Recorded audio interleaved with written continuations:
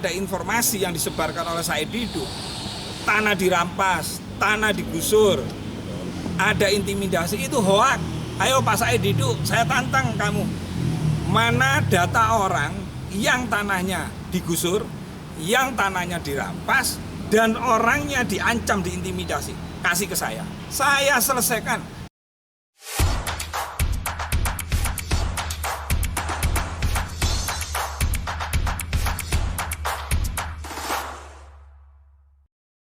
Said Didu. Saya tuh males sebenarnya ngomong tentang saudara Said Didu itu. Kenapa saya males? Dia banyak menebar berita-berita dusta. Banyak bohong, mengatakan proyek PIK itu 100.000 hektar. Terus kemarin pendukungnya yang pakai baret apa itu, didatang ke lokasi PIK. Padahal kan gampang persoalan PIK. Pendukungnya juga ngomong, oligarki, anti oligarki. Pak Aguan itu Pak, orang Indonesia asli, orang Sumatera. Terus Pak Antoni Salim yang menciptakan lapangan kerja di PIK itu PIK 1, PIK 2 hampir 35.000 lebih tuh karyawan itu. Coba. Itu juga orang Kudus gitu loh. Jadi jangan ngomong asing, Cina, sudah nggak musim yang begitu-begitu itu. Diketawakan orang gitu loh. Ini kan persoalannya, saudara SD ini punya tanah di Kronjo 10 hektar. Tanahnya kepingin dijual dengan harga mahal. Padahal dulu info yang kami dapatkan, belinya dia per meter 5.000. Karena minta mahal gak masuk akal, akhirnya pihak PIK gak mau untuk beli itu. Karena gak mau, ya ini akhirnya dimasalahkan PSN PIK termasuk proyek PIK. Nah, PSN PIK itu begini loh Mas. PSN PIK itu kapan keputusannya? Keputusannya di tahun 2024. Siapa yang memutuskan? Sebelum diputuskan itu sudah ada rapat terbatas dengan DPR, dengan kementerian semua. Nah, luasnya 1.754 hektar. Siapa yang punya tanah tersebut? Kementerian Kehutanan. Kenapa tanah tersebut dilimpahkan kepada pihak swasta? Karena negara ini belum mampu untuk mengelola tanah tersebut. Karena biayanya untuk menjadikan wisata alam, wisata itu, nah ini yang paling penting.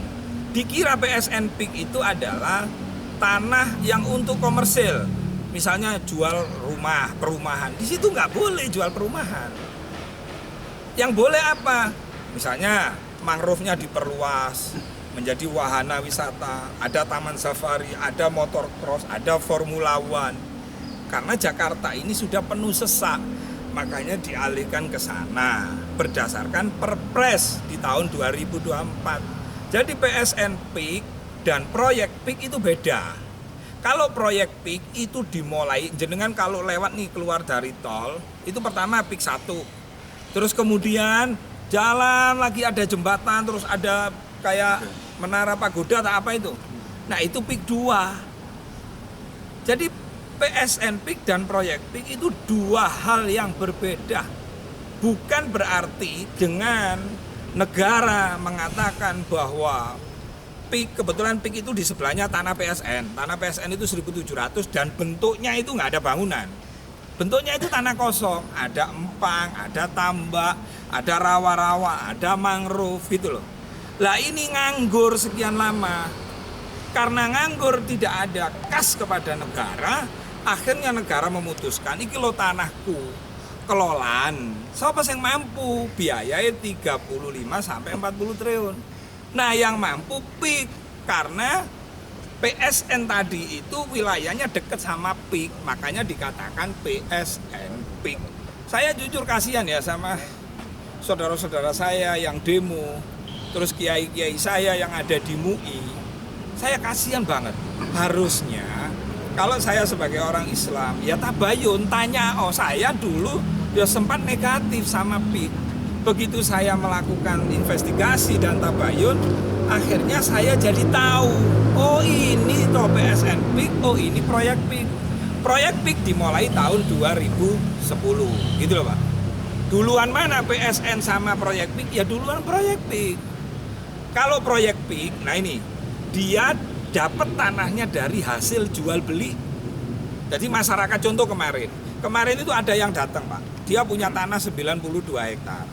Dia datang ke tempat saya, Gus minta tolong Gus, tanah saya Gus supaya laku, karena saya sudah 2 tahun ini nawar-nawarkan, belum laku, belum ketemu orang piknya gitu kan. Karena saya dapat info ini sudah diploting. Nah kebetulan kami baik dengan orang pik, saya komunikasikan 92 hektar Pak. Minta berapa? 80.000. Nah dari pihak pik disampaikan, Gus Rofi, kami mau beli, pertama itu masuk plotting kita. Nomor 2, tidak ada sangkut paut dengan air laut. Selama itu ada di darat, pasti kami membeli. Dan asal itu masuk plotting. Ternyata apa? Orangnya wis seneng ya, tak kasih kabar. Ternyata tanahnya mengalami abrasi. Jadi dia punya sertifikat tanah 92 hektar, tapi sudah ke orok laut gitu loh. Kasian kan? Nah jadi selama ini kalau ada informasi yang disebarkan oleh Said Didu, tanah dirampas, tanah digusur, ada intimidasi, itu hoak. Ayo Pak Said Didu, saya tantang kamu. Mana data orang yang tanahnya digusur, yang tanahnya dirampas, dan orangnya diancam, diintimidasi? Kasih ke saya. Saya selesaikan. Kalau surat-suratnya itu lengkap, ahli warisnya ada semua, saya selesaikan 1 kali 24 jam. Saya konkret-konkret aja gitu. Saya bukan dalam rangka membela orang Cina, oligarki. Enggak Pak, kita ini semua manusia sama. Di mata Allah sama. Memang dia bukan ciptaan Allah, kan ciptaan Allah gitu loh. Kenapa saya membela? Karena di situ ada kebenaran. We stand with truth. Gitu loh. Ayo ada pertanyaan. Terkait